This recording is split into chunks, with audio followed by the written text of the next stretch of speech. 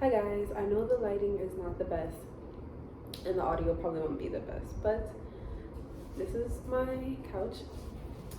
I have my Bible here and I wanted to do a video about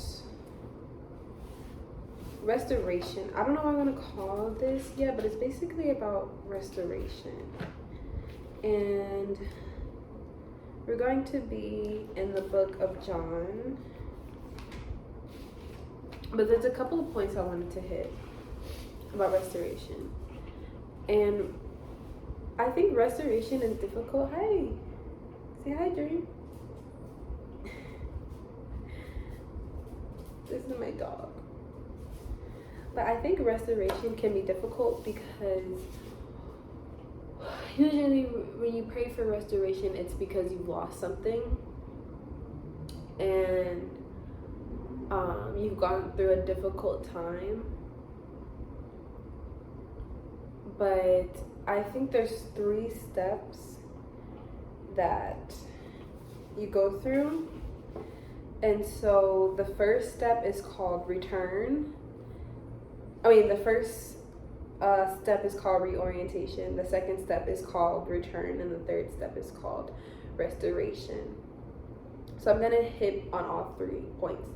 The first point, reorientation, is about taking time to go to audit your life and think about where you want, like who you are and what is not working for you and how you can change that, and how not how you can change that, because I think that's a big thing on social media today is this obsession with changing your life, when truly to change your life, to reorient your life, to live happier and a more fulfilled life, peaceful life, joyful life, God has to change it. And so that is called reorientation. The second step is after you've completely reoriented your life, at this point you've probably gone through some wilderness and you lost a lot and you don't really know where you're at and you're just confused and you're just like, okay. The second part is called return. Returning is about returning to your painful stories and returning to God. And returning is about learning humility so you can spend that time learning about the deep within, which is really important. And for some people that could take years to even have the courage and the humility to do that, and that's okay. But I think with God that can be very painful, but it's the most necessary part. Is after you've completely lost everything, you don't know how anything is going to work, you don't know how anything is going to happen, it's just like, oh, this is the return. So once you've returned, then God can restore you. The restoration is the most peaceful part of the three tiers. The restoration feels like you come with so much wisdom and so much humbleness and so much humility and patience and discipline, because you've gone through your wilderness, you've dived deep into your landscape, and you've experienced pain and love and trust and loss in life at such a high degree that you become chosen, like how it says in Matthew, Luke, and John. God made the disciples. God told Peter, I will make you fishers of men. I don't know if they said that in John, but I know it says it in Luke. I'm pretty sure it says it in Matthew.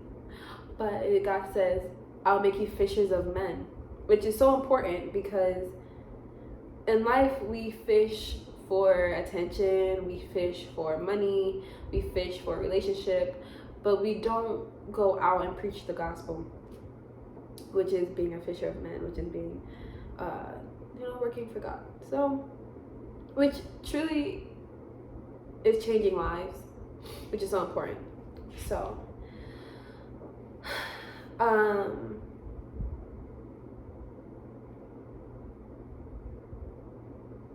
so the restoration part is, I'm at the beginning of my restoration season, and it is just such a, the return was a difficult process. I mean, I was in my reorientation season for about 4 months, and God's told me I was supposed to be in my my return season for about 6, and I took about 8 good months. Yeah, just about 8 months, and not because it was so painful for me that I needed to. That free will. I wasn't ready to return, but when you return, then you feel free again, and you're like, oh, okay, so it's gonna be okay. No matter what I do, it's going to be okay. But I have a better clue now of what to do. And so, again, like what I was saying, that return season, you're gonna learn how to be humble. You're gonna learn about everything that's important to you. You're gonna learn how to work hard, diligently work for God. You're gonna find those places of peace and joy and love and light, and you're gonna step into those rooms, and they're gonna be amazing. You're no longer gonna feel guilt and shame, which are lies that we tell ourselves, and it's not sustainable to live in a lie.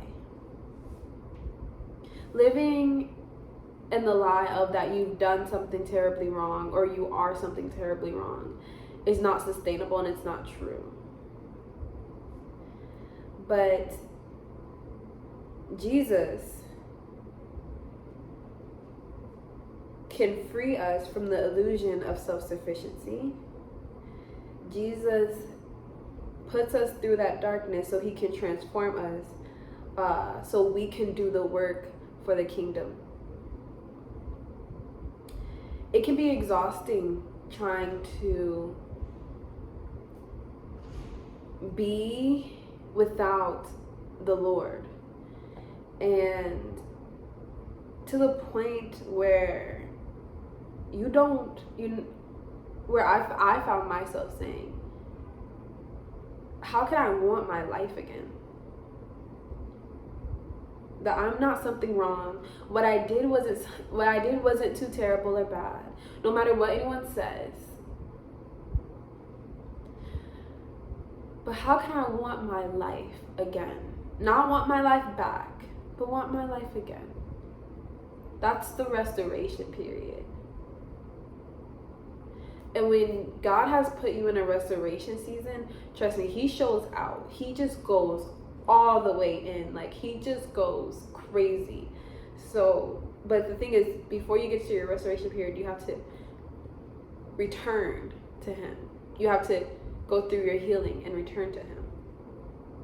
So, I'm going to read John 21, verses 15 through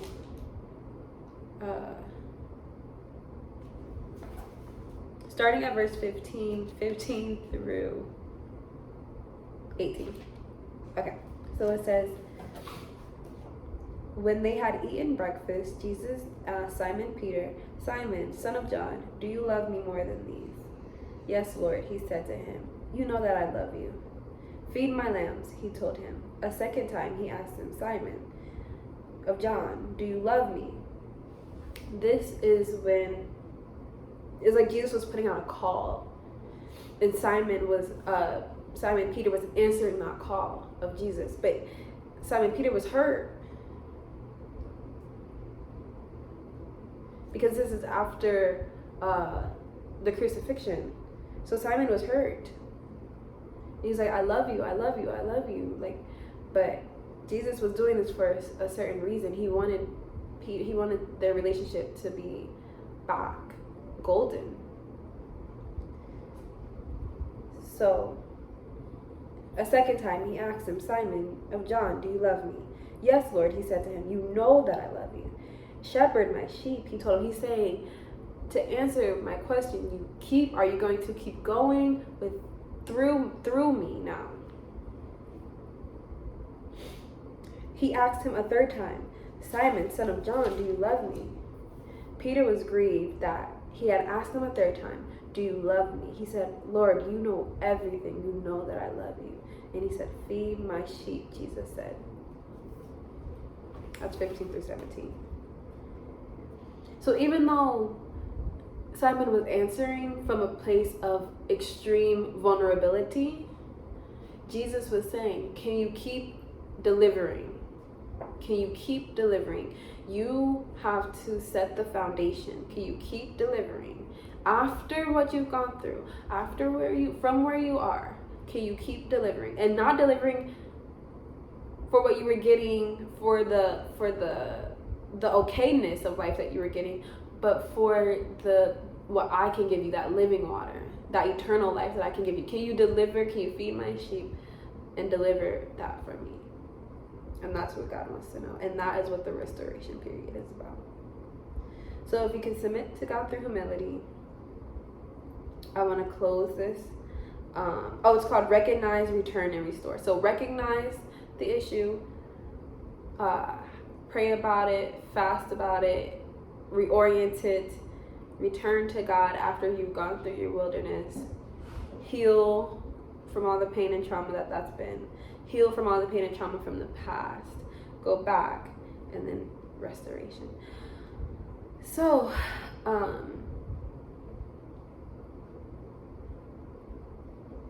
one quote that I'm going to leave with you is, we spend little time exploring our own internal landscape. And that's from Susan Casey.